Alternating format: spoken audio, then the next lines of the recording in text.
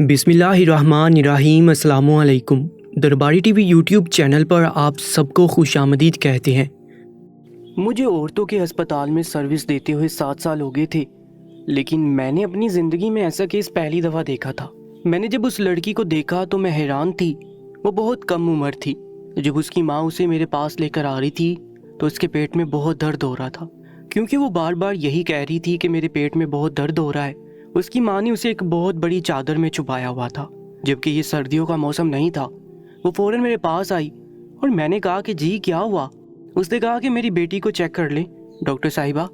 मैंने कहा जी मैं देखती हूँ क्या हुआ इसको, क्या इसके पेट में दर्द है, बेटा क्या खाया था। उसने कहा कि नहीं, इसके पेट में दर्द नहीं है, इसके पेट में हम सबकी बर्बादी है।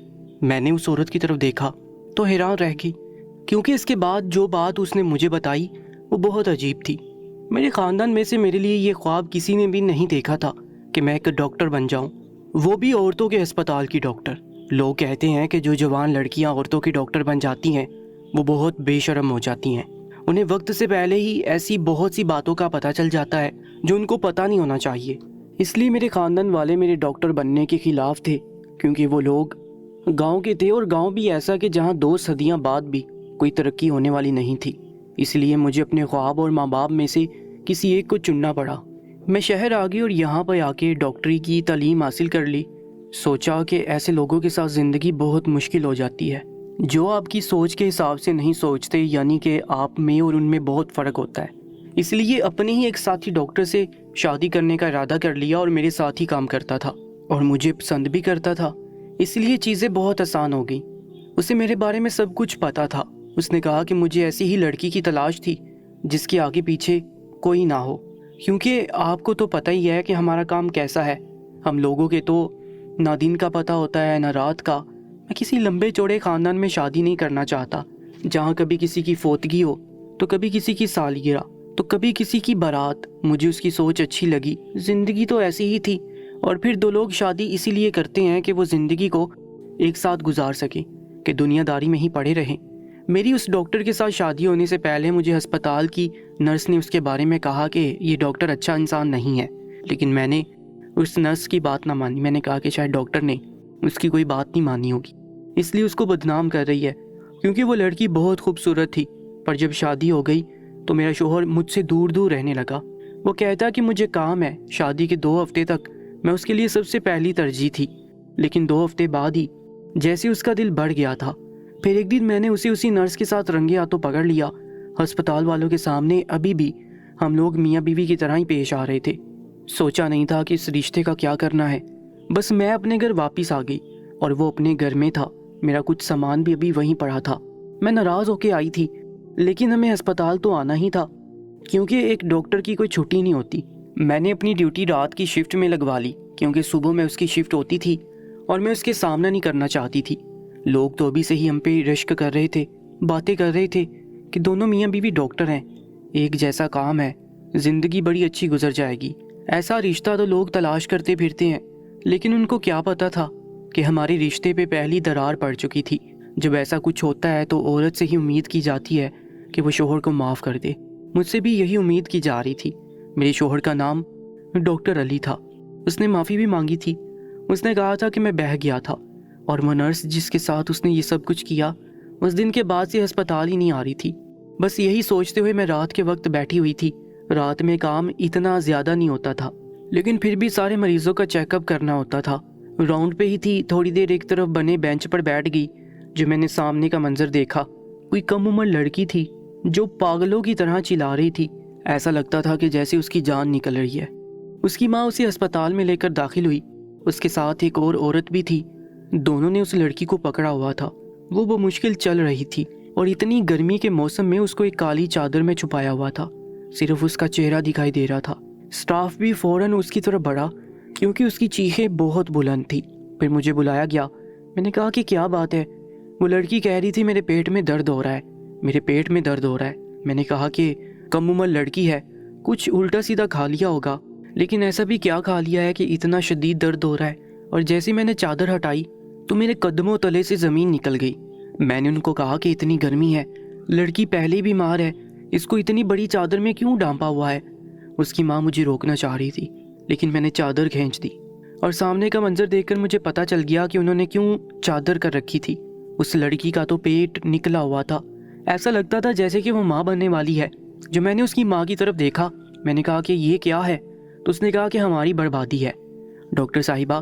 اور کیا، میں فوراً اس لڑکی کو اپنے کلینک میں لے گئی اور میں نے اس کا الٹرا ساؤنڈ کیا تو مشین کی اسکرین کی طرف دیکھ کر میرے قدموں تلے سے زمین نکل گئی۔ میں نے اس کی ماں سے پوچھا کہ اس لڑکی کی عمر کتنی ہے، تو اس نے جب مجھے عمر بتائی میں نے اپنے کانوں کو ہاتھ لگا لیا۔ لڑکی سچ میں ماں بننے والی تھی اور اس کو لیبر پین شروع ہو گیا تھا۔ میں نے اس کی ماں کی طرف دیکھا، میں نے کہا کہ یہ سب کیا ہے؟ کس نے کیا یہ اس کے ساتھ؟ تم نے یہ ہونے کیسے دیا؟ تم کہاں پہ تھی؟ اس نے کہا کہ میں آپ کو اس وقت پوری بات نہیں بتا سکتی، میری بیٹی کی جان بچا لیں۔ میں نے کہا کہ تم یہاں سے باہر چلی جاؤ اور دعا کرو۔ لڑکی بہت زیادہ تکلیف میں تھی، اس کو دیکھ کے مجھے بہت برا لگ رہا تھا۔ میں جب سے یہاں پر آئی تھی میں نے عجیب و غریب عورتیں دیکھی تھیں، وہ جو اپنا خیال نہیں رکھتی، وہ جو کہتی تھی کہ بے شک ہم مر جائیں لیکن ہم نے اپنے شوہر کا بچہ پیدا کرنا ہے، اس کو بیٹے کی خوشی دینی ہے۔ کچھ تو مجھ سے آ کے سوال بھی کرتی تھی کہ کیا کچھ ایسا ہو سکتا ہے کہ ہمارے ہاں صرف بیٹا ہی پیدا ہو۔ ایک اور عورت نے تو مجھے یہ بھی کہا تھا کہ میرے ہاں بیٹی پیدا ہو گئی ہے، اس کو آپ رکھ لیں، اگر میں اس کو اپنے ساتھ لے کے گئی تو میرا شوہر مجھے گھر کے اندر جاتے ہی طلاق دے دے گا۔ لیکن میں نے اسے کہا تھا کہ میں اسے نہیں رکھ سکتی، اور اگر تمہارا شوہر ایسا ہے تو تم اس کو چھوڑ دو۔ وہ غریب عورت تھی، اس نے کہا کہ وہ ایسا نہیں کر سکتی، پھر پتہ نہیں اس کے ساتھ کیا ہوا ہوگا۔ مجھے آج بہت عجیب سا محسوس ہو رہا تھا، ایسا لگ رہا تھا کہ میرے اندر بالکل بھی دماغی طاقت نہیں ہے۔ میرا دماغ اچانک سے تھک گیا تھا، میرا دل بہت بری طرح سے تنگ ہو رہا تھا، عجیب سا محسوس ہو رہا تھا۔ ڈیلیوری تو ہوگی، وہ بچہ اس دنیا میں آنے کے بھی 2 منٹ بعد ہی اس دنیا سے چلا گیا۔ اس کا بچہ مردہ پیدا ہوا تھا اور وہ بھی ایک لڑکی ہی تھی۔ ابھی ہم لوگ اسی سب میں مصروف تھے کہ وہ لڑکی خود بے ہوش ہو گئی۔ ہمیں لگا کہ شاید درد کی شدت کی وجہ سے بے ہوش ہو گئی ہے۔ میں باہر اس کی ماں کو بتانے گئی کہ آپ کی بیٹی کے ہاں بیٹی پیدا ہوئی تھی پر وہ مر چکی ہے۔ اس کی ماں نے عجیب سا رد عمل دیا اور کہا کہ شاید یہی ہونا بہتر تھا۔ میں نے کہا کہ آپ کس قسم کی عورت ہیں؟ اپنی بیٹی کے ساتھ آپ نے یہ سب کچھ جانے کیسے ہونے دیا، اور اب آپ اس کی اولاد کے مر جانے پر خوشیاں منا رہی ہیں؟ اس نے کہا کہ پھر کیا ہوتا اگر وہ اس دنیا میں آ جاتی، تو ہم تو پہلی مصیبت میں پھنسے ہوئے ہیں، اسی لیے تو لوگ ڈر جاتے ہیں جب ان کے گھر میں بیٹیاں پیدا ہوتی ہیں۔ میں نے کہا کہ کاش آپ کے ماں باپ بھی ڈر گئے ہوتے، جو باپ ان کے گھر میں پیدا ہوئی تھی اور وہ کوئی انتہائی قدم اٹھا لیتے تو آج آپ یہاں پہ کھڑی نہ ہوتی۔ اس عورت نے مجھے عجیب سی نظر سے دیکھا اور کہا کہ یہ ڈاکٹر کا دماغ تو نہیں خراب۔ میں وہاں سے چلی گئی۔ وہ پیچھے سے بھی بول رہی تھی۔ مجھے اس عورت پر بہت غصہ آ رہا تھا، لیکن غصہ کرنے کا وقت گزر گیا۔ جو مجھے نرس نے بتایا کہ لڑکی کو تو ہوش ہی نہیں آ رہا۔ میں نے جا کر اسے چیک کیا، اس کی نبض وغیرہ چیک کی تو مجھے پتا چلا کہ وہ تو کوما میں چلی گئی ہے۔ شاید درد کی وجہ سے ایسا ہو رہا تھا۔ اس کی عمر یہ درد برداشت کرنے کی نہیں تھی، یہ تو ایسا درد ہے جو بڑے بڑے لوگوں کو لائن پہ لے آتا ہے، تو پھر یہ تو کم عمر لڑکی تھی۔ میں نے نرس کو کہا کہ جا کے اس کی ماں کو بتا دو، جو خوش ہو رہی تھی، اس کی اولاد کوما میں چلی گئی ہے۔ میں عورت کے پاس نہیں جانا چاہتی تھی، ہو سکتا ہے وہ اس بات پہ بھی خوش ہوتی کہ اس کی بیٹی کومے میں چلی گئی ہے، لیکن تھوڑی دیر کے بعد اس کے رونے چلانے کی آوازیں آنے لگی۔ مجھے بھی باہر آنا پڑا کیونکہ وہ بری طرح رو رہی تھی، چلا رہی تھی۔ لگتا ہے اپنی بیٹی سے تو اسے محبت تھی، لیکن ایسے کر رہی تھی۔ میں نے کہا کہ صبر کرو، دعا کرو، ہو سکتا ہے تمہاری بیٹی آج کل میں واپس آ جائے، اور اگر قسمت بری ہوئی تو شاید سالوں میں بھی واپس نہیں آئے گی۔ اس نے کہا کہ میں تو اس کی شادی کرنے والی تھی اور میں نے تو سارے انتظام بھی کر لیے تھے، یہ کوما میں چلی گئی، میرا تو بڑا نقصان ہو جائے گا۔ اس نے ایسی بات کی تو میں سمجھ گئی کہ یہ اپنی بیٹی کے لیے نہیں بلکہ اپنے نقصان کے لیے رو رہی ہے۔ میں نے تو اپنے کانوں کو ہاتھ لگا لیا اور وہاں سے پھر سے چلی گئی۔ وہ لوگ غریب نہیں تھے، پتہ نہیں یہ سب کچھ کس نے کیا تھا، لیکن اس لڑکی کو ہسپتال میں ہی رکھ لیا گیا کیونکہ اب اس نے یہیں پہ رہنا تھا اور اس کا خرچہ بھی اس عورت نے دے دیا، خود بھی وہ یہیں پہ موجود تھی۔ پورے ہسپتال میں اسی کے بارے میں باتیں ہو رہی تھیں، یہاں تک کہ ہسپتال کے انچارج تک بھی یہ بات پہنچ گئی۔ اس نے کہا کہ یہ خبر باہر نہیں نکلنی چاہیے، نہیں تو ہمارے ہسپتال کا ریکارڈ خراب ہوگا۔ میں نے کہا لیکن وہ لڑکی تو خود یہاں پر آئی ہے، اس کے ساتھ جو کچھ بھی ہوا ہے اس میں ہمارا کوئی کردار نہیں ہے، تو پھر ہمارے ہسپتال کا ریکارڈ کیوں خراب ہونے لگا؟ ڈاکٹر نے کہا کہ ایسا ہی ہوتا ہے۔ صبح ہوئی تو یہ بات پورے ہسپتال میں ہر کسی کی زبان پہ تھی، ان لوگوں کے بھی جو رات کی شفٹ میں نہیں تھے۔ میرے شوہر تک بھی پہنچ گئی اور پھر اس بات کے ذریعے میرا بھی ذکر آ رہا تھا کہ کیس تو شرمیلا جی نے کیا ہے۔ میرا نام ڈاکٹر شرمیلا ہے۔ میرا شوہر مجھ سے بات نہیں کرتا تھا، میرے روبرو نہیں آتا تھا، کبھی کبھی فون پہ معافی مانگتا تھا، لیکن اس واقعے کے بعد وہ اچانک سے میرے سامنے آ گیا۔ میں بھی اس سے دور نہیں ہٹ سکی کیونکہ اس کے سامنے تو ہمارے معاملات ٹھیک تھے۔ اس نے کہا کہ یہ کیس تم نے کیوں لیا، تمہارا بھی ریکارڈ خراب ہو گیا، یہ کیس تو پولیس کیس بھی ہو سکتا ہے، بری طرح سے پھنس جاؤ گی، ابھی تو تمہاری زندگی شروع ہوئی ہے۔ وہ میری ڈاکٹر کی زندگی کی بات کر رہا تھا، یعنی میرے کام کی۔ میں نے کہا کہ جو کچھ بھی ہو جائے تمہیں اس سے کیا ہے، اور کوئی تم جیسا ہی ہوگا جس نے اس لڑکی کے ساتھ یہ سب کچھ کیا ہوگا، کیونکہ تم نے جس لڑکی کے ساتھ زنا کیا وہ بھی تمہاری کچھ نہیں لگتی تھی، تمہارے نکاح میں تو نہیں تھی، تمہارے نکاح میں تو میں تھی۔ میرے شوہر نے مجھے عجیب نظروں سے دیکھا، شاید وہ یہ سوچ رہا تھا کہ میں چپ تھی تو میں بہتر تھی، اور بول پڑی تو ایسے بولی کہ جیسے کوئی کفن پھاڑ کے بولتا ہے۔ اس نے کہا کہ ہمارے معاملات کو اس سب سے دور رکھو، گھر تو تم اپنا برباد کر رہی ہو، اپنا کیریئر بھی برباد کر لو گی۔ میں نے کہا کہ میں اپنا گھر برباد کر رہی ہوں، میں کسی اور کے پاس پکڑی گئی ہوں۔ اس نے کہا کہ دیکھو، مرد کی فطرت میں انکار نہیں ہوتا، مرد کی فطرت ہی ایسی ہے، اس لیے اسے 4 شادیوں کا حکم ہے، جو کچھ ہو گیا اسے بھول جاؤ گی تو تمہارا گھر اور ہمارا رشتہ بچ جائے گا، اگر یاد رکھو گی تو سب کچھ برباد ہو جائے گا۔ میں نے کہا کہ حکم نہیں ہے، تمہیں 4 شادیاں کرنے کی اجازت ہے، اور اگر نکاح کرتے تو شاید میرا رد عمل مختلف ہوتا۔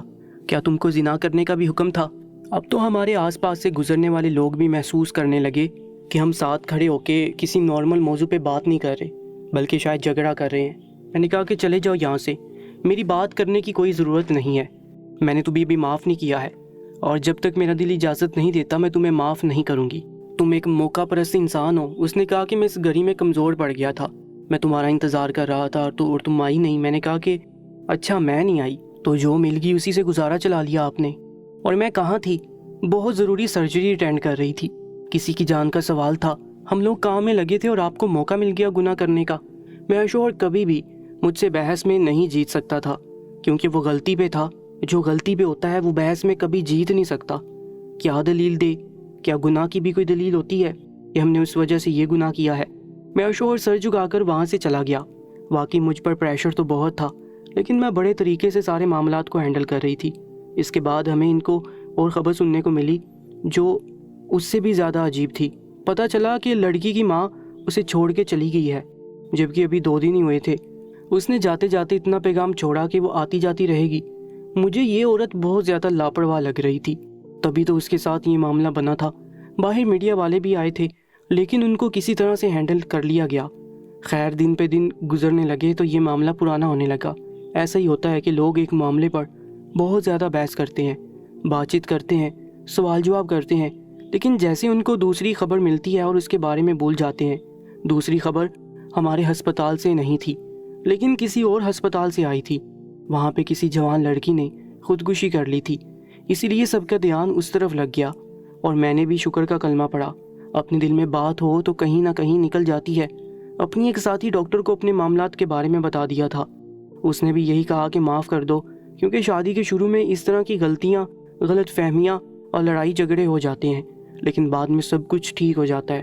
میں نے کہا کہ میرے پاس وہ دل نہیں ہے جس سے میں اس کو معاف کروں۔ اس نے کہا کہ دل نکالنا پڑے گا، اور میں بھی سمجھنے لگی کہ شاید سب لوگ ٹھیک ہی کہہ رہے ہیں، لیکن ابھی میں کچھ دن تک اس بارے میں سوچنا بھی نہیں چاہتی۔ پر اگر اپنے فیصلے کی بات کروں تو میں نے یہی فیصلہ کیا تھا کہ میں اپنے شوہر کو معاف کر دوں گی، کیونکہ معافی تو وہ کئی دفعہ مانگ چکا تھا، اور اگر اس نے زندگی میں کبھی بھی دوبارہ ایسا کچھ کیا تو پھر میں اسے کبھی معاف نہیں کروں گی۔ یہ 1 ہفتہ اسی طرح گزر گیا۔ میں نے لی سے بات کی اور اسے کہا کہ میں واپس گھر آ رہی ہوں۔ اس نے دوسری بات نہیں کی۔ جب میں گھر پہ آئی تو اس نے میرے لیے کھانا بھی بنا کے رکھا تھا، اور بہت سارے تحفے بھی۔ اس نے ایک دفعہ پھر سے مجھ سے اچھے طریقے، عزت اور اچھے سلوک سے معافی مانگی اور کہا کہ مجھ سے غلطی ہوگی۔ میں نے کہا کہ اب ہم اس بارے میں کبھی بات نہیں کریں گے۔ اس نے کہا کہ ٹھیک ہے۔ میں پھر سے اپنے شوہر کے ساتھ رہنے لگی تھی۔ مجھے ایسا لگ رہا تھا کہ سب کچھ ٹھیک ہے، کیونکہ جب آپ دل سے مطمئن ہوتے ہیں تو پھر آپ کو سب کچھ ٹھیک نہیں لگتا، لیکن ہم یہ بھول جاتے ہیں کہ بہت زیادہ خاموشی بھی اچھی نہیں ہوتی، اور خاموشی کے بعد طوفان ضرور آتا ہے، یا یوں کہیں کہ ہر انسان کو خوشیاں راس نہیں آتی، اور پھر اس کی زندگی میں کوئی نہ کوئی طوفان آ جاتا ہے جس لڑکی کو اس کی ماں یہاں چھوڑ کے گئی تھی اس کا نام تو سائمہ تھا، لیکن اسے بیڈ نمبر 26 کہتے تھے۔ مجھے ایک نرس نے آ کے بتایا کہ بیڈ نمبر 26 والی لڑکی کی طبیعت کچھ خراب ہے، اس کا بلڈ پریشر بہت تیز ہے۔ میں نے کہا کہ میں آتی ہوں، لیکن اس سے پہلے مجھے میرے شوہر کی کال آ گئی۔ اس نے کہا کہ آج ہم لوگ کہیں باہر کھانا کھانے جاتے ہیں۔ میں نے کہا کہ میں بھی نکل ہی رہی تھی، لیکن مجھے بھی ایک پیشنٹ کو دیکھنا ہے، آدھا گھنٹہ اور لگ جائے گا۔ میرے شوہر کو یہ بات بری لگی، اس کے لہجے سے پتہ چل رہا تھا، لیکن میرا کام تھا، میں کیا کر سکتی تھی؟ اس لیے میں نے کہا کہ آپ تھوڑا انتظار کریں۔ اور پھر جب انسان کہتا ہے کہ آدھا گھنٹہ لگے گا تو یہ ضروری تو نہیں کہ آدھا گھنٹہ ہی لگے گا۔ میں اس لڑکی کو چیک کر رہی تھی، اس کا بلڈ پریشر واقعی تیز تھا، لیکن اس کی وجہ سمجھ نہیں آ رہی تھی۔ میں نے نرس کو کہا کہ اس کا بلڈ پریشر بھی چیک کریں۔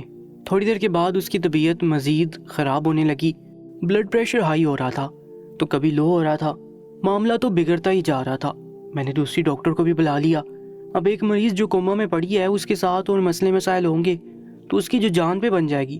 پتہ نہیں کیوں مجھے دوسری ڈاکٹر نے کہا کہ آپ اس کا پریگنینسی ٹیسٹ بھی کروا لیں۔ میں نے کہا کہ کیا مطلب؟ اس نے کہا کہ سارے سمٹمز تو ویسے ہی ہیں۔ میں نے کہا کہ لیکن یہ تو یہاں پہ پرانی ہے، اس طرح کے ڈاکٹر آپ یہاں پہ نہیں آئی ہیں، اس کا مطلب تھا کہ اس ہاسپٹل میں نے کہا کہ اچھا ٹھیک ہے، تم نے پریگنینسی ٹیسٹ بھی کروا لیا اور رپورٹ کا انتظار کرنے لگے۔ مجھے بار بار میرے شوہر کی کال آ رہی تھی، جو میرے ساتھ ایک سینئر ڈاکٹر بیٹھی تھی۔ میں فون نہیں چیک کر سکتی تھی، میں نے فون کو وائبریشن پہ لگایا ہوا تھا اور مجھے پتا تھا کہ وہ 5 منٹ کے بعد کال کر رہا تھا۔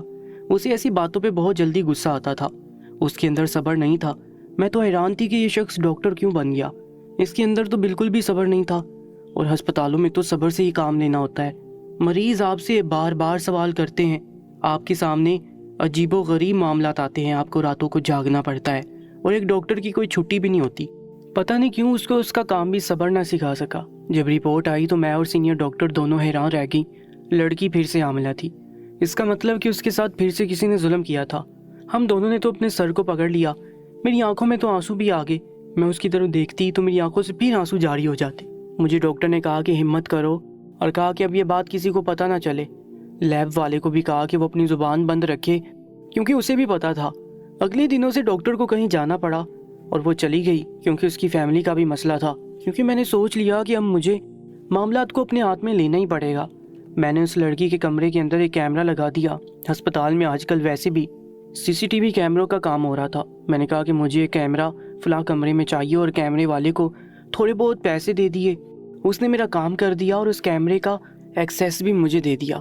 اب میں نے سوچ لیا تھا کہ ایک دفعہ میرے پاس ویڈیو آ جائے تو میں ہسپتال کی انتظامیہ کو بتا کر اس شخص کے ساتھ ایسا معاملہ کرواؤں گی کہ دنیا دیکھے گی۔ مجھے پتا تھا کہ کوئی سٹاف کا بندہ ہوگا، کوئی سویپر یا کوئی میل نرس، اسی طرح کو کوئی کردار ہوگا جس کو میں اس کے انجام تک پہنچا کے ہی دم لوں گی۔ میں نے 3-4 راتوں کی ریکارڈنگ کی تھی، لیکن ابھی تک مجھے کوئی ثبوت نہیں ملا تھا۔ میرا شوہر مجھ سے ناراض تھا، میرے کمرے میں بھی نہیں آتا تھا، لیکن یہ ایک الگ معاملہ تھا۔ میں نے سوچا کہ بعد میں اس کو منا لوں گی۔ پھر ایک دن میں نے دیکھا کہ ویڈیو کے اندر ایک وجود نظر آ رہا ہے، اور جب میں نے اس وجود کی طرف دیکھا تو میرے قدموں تلے سے زمین نکل گئی۔ میں 2 ڈاکٹرز کے ساتھ کھڑی تھی۔ جیسے میں نے وہ ویڈیو دیکھی میں اپنے گھٹنوں پر زمین پہ گر گئی۔ سب نے کہا کہ خیریت ہے؟ ڈاکٹر صاحبہ کیا ہو گیا؟ کیا کوئی مر گیا ہے؟ آپ سجدے میں کیوں گر گئی؟ میں نے کہا کہ میں سجدے میں نہیں گری ہوں، میں تو ایسی جگہ سے گری ہوں کہ کبھی اٹھ نہیں پاؤں گی، کیونکہ اس وجود کو پہلی نظر میں پہچان گئی تھی۔ وہ کوئی اور نہیں بلکہ میرا شوہر تھا، وہ ڈاکٹر علی تھا۔ یہی وہ شخص تھا جس پر شاید مجھے سب سے زیادہ یقین تھا، اور یہی مجرم نکلا۔ اب وہ ویڈیو میرے ہاتھ میں تھی، کیا کرتی؟ کیا اس ویڈیو کو ڈیلیٹ کر دیتی اور کہتی کہ مجھے تو کچھ پتہ ہی نہیں ہے؟ پھر میں نے اس لڑکی کی طرف دیکھا جس کی اپنی ماں بھی اسے مصیبت سمجھتی تھی، جس کے ساتھ پہلے بھی ظلم ہوا اور ابھی بھی، جبکہ اسے پتہ بھی نہیں تھا کہ اس کے ساتھ ظلم ہوا ہے۔ میں نے اپنے آنسو صاف کر لیے اور سب سے پہلے جا کر وہ ویڈیو ہسپتال کی انتظامیہ کو دکھا دی۔ اس نے میرے شوہر کو ہسپتال سے نکال دیا اور اس کا لائسنس کینسل کروانے کا انتظام کر دیا، اور میں نے ان کو یہ کہا کہ آپ یہ ویڈیو پولیس کو بھی بھیج دیں اور اس لڑکی کے گھر والوں کو بھی بتا دیں۔